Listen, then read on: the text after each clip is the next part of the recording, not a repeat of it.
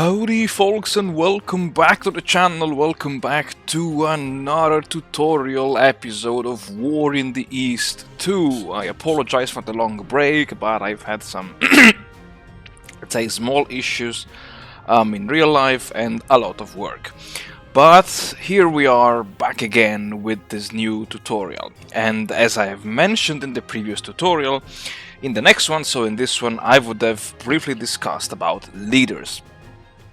This tutorial will be very short because the next one will be, I fear, quite longer than usual and way more complicated because we will dive deep into the math behind some of the numbers that we will see in this tutorial. Now, leaders or officers, generals, or call them whatever you like. Are basically the people who are in command of your HQs. HQs, I mean army corps, armies, army groups, and the theaters like the OKH and the Stavka. Leaders, as you can see, they appear at the level of the HQ units. They do have their picture here in the top right corner of the basic unit info box. And if you hover the mouse over this picture, you see the name and then in brackets average 5.7. Now, what does it mean? Now, if you left click on the picture, you get the leader info box, and the leader info box gives you all the information that you need to know about your commander, about your general. First of all, you see the rank. Basically, leaders do need a specific rank to command specific units. I don't remember now, and I do not have the table prepared, so if you really want to know, you can just have a look in the manual, because it's all written there. But you have the rank of the general, the name and the surname, the unit that is led, and then in the right bottom you have restrictions, which means is in this case it says ground only. So this leader can only be sent to lead, to command ground HQs. There are also air HQs, and like we can see, for instance, this one here, the Luftflotte 2, led by Kesselring. I know I'm not picking Kesselring because I can pick Alexander Löhr. And Löhr is non. In this case, non means that he can be attached to both air HQs and or ground HQs. I think Luftflotte 1 led by Keller. Yeah, Keller only has air only, so Keller can only lead air HQs. But no worries, I will talk about air HQs when we will talk about the air war. And also the max command which is the formation that this leader can lead. The let's say the highest formation. In this case, Leo Geir von Schweppenberg, oh my god, can only lead corps or army corps HQs, while people like Guderian, they can lead up to the high command. So yeah, just to keep this in mind.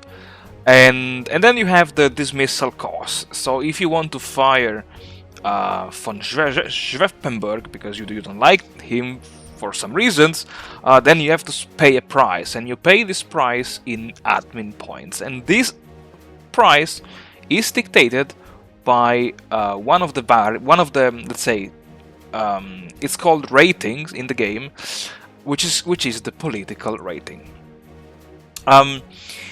You also see, I also would like to talk briefly about these, the victories and defeats. These are the two numbers that indicate how many battles this general won or lost. And it's important to keep track of these because if you win many battles, there is a chance that this commanding officer will be promoted. If you lose many battles, there is a chance that this commanding officer will be either fired or directly shot and executed. And then we have these ratings. political, morale, initiative, admin, mechanized, infantry, and air. And the average of these gives us the average number that we see here in brackets. So now we know where does this number come from. And now instead of talking, I prepared a quick spreadsheet for you guys. That is here. Hopefully you can see it. Yeah. Um, Basically, here you have exactly the rating, which factors are affected by this rating, and then you have the in which phase the leaders rating are applied to.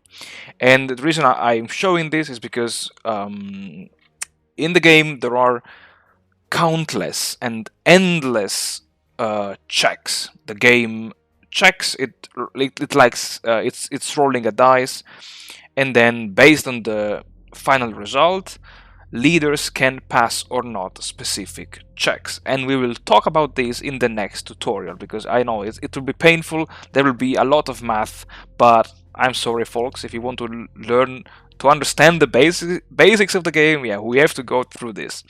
And yeah, I would like to end this here. You can just pause the video and go through all of the let's say lines to see, to memorize this, to learn what affects what.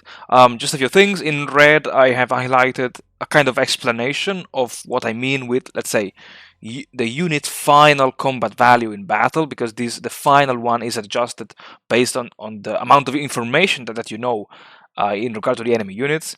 And the win-loss credit means that when you attack with divisions attached to different corps or armies, the leader that has the highest morale of the two will gain the credit of winning the